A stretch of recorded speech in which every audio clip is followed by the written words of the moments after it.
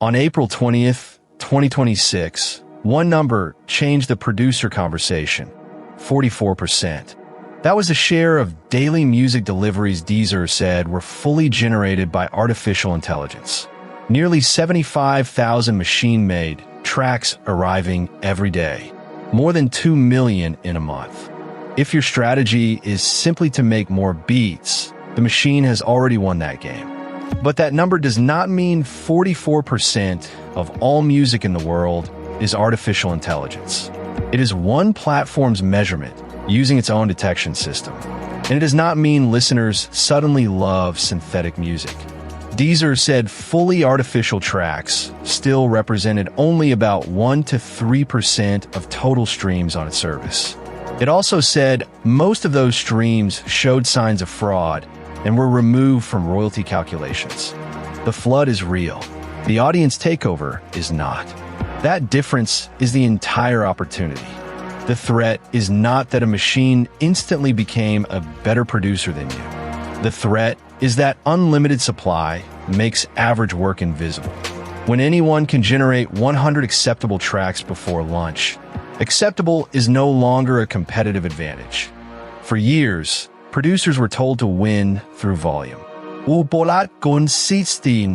Feed the algorithm, build a larger catalog, chase more keywords, release more often. That strategy made sense when making a finished song still required time, skill, equipment, decisions, and coordination. Artificial intelligence breaks the link between output and effort. It can multiply supply without multiplying taste. And when supply becomes infinite, identity becomes expensive. Music technology has threatened to erase creative professions before. Instead, each shift removed one kind of scarcity and made judgment, taste, and trust more important. Artificial intelligence is the largest version of that pattern. It does not only lower the cost of recording, it lowers the cost of generating the musical idea itself. So the producer's job is moving upstream. The old job was to deliver audio. The new job is to create a reason this audio should exist, a reason an artist should choose it, and a reason a listener should remember who made it. That begins with the first survival advantage, a signature that can be recognized before anyone reads your name. Play 4 bars of your last 10 beats. Remove the producer tag. Remove the file names. Remove the artist references. What remains that repeatedly points back to you? Maybe it is a drum pocket that leans behind the grid. Maybe it is the way your bass leaves space before the snare. Maybe it is a family of distorted textures you recorded yourself. Maybe it is a chord movement, a silence, a transition, or a strange percussion sound that keeps returning. A signature is not one gimmick pasted onto every track. It is a pattern of decisions. The listener may not be able to name it, but they can feel the same person choosing. Artificial intelligence can imitate a surface. It struggles to own a history. Your second advantage is visible human process. If the finished audio is the only thing people see, you're placing your work in the exact arena where machines are strongest. They can create polished outputs at industrial speed, but a finished file cannot show the judgment that produced it. Document the decisions. Show why you muted the obvious layer. Show the first version that failed. Show the drum before and after the swing changed. Show how an artist's delivery forced you to rebuild the arrangement. This is not behind-the-scenes content added after the real work. In a market flooded with anonymous output, process is proof of authorship, proof of taste, and proof that collaboration with you creates something a prompt cannot guarantee. The beat attracts attention. The decision-making builds trust. Your third advantage is traceable rights. The United States Copyright Office stated in January 2025 that artificial intelligence can assist human creativity, but purely generated material is protected only where a human author determines sufficient expressive elements. It also said prompts alone do not provide enough control. That is not legal advice, and rules differ by country. But the business signal is clear. Human contribution, documentation, and permission are becoming more valuable. Keep session files. Keep stems. Save dated versions. Record where samples came from. Store licenses. Write down who played what. Confirm splits before the release becomes emotional. If artificial intelligence assisted the process, record how it was used and what you changed. This paperwork will never feel as exciting as finding the perfect snare.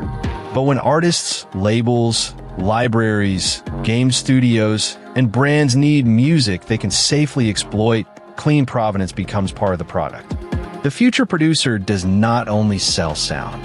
The future producer sells confidence. Your fourth advantage is deliberate scarcity.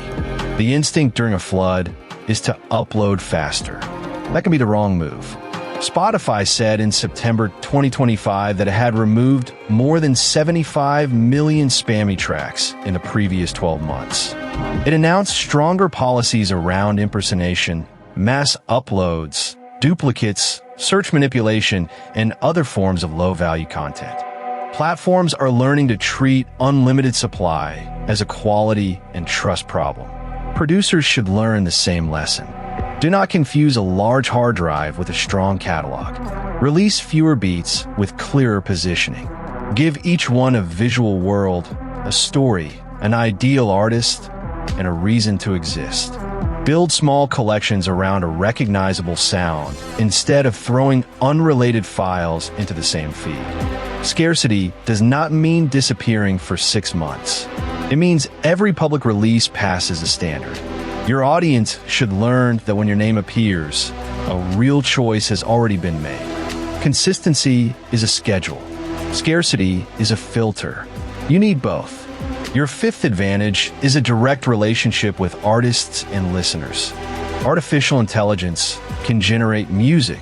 It cannot build years of shared language, solve conflict between creative visions, or create the trust that changes a performance. This is where producers who act like service providers will lose, and producers who act like creative partners will grow. Ask better questions before opening the digital audio workstation. What does the artist want the listener to remember?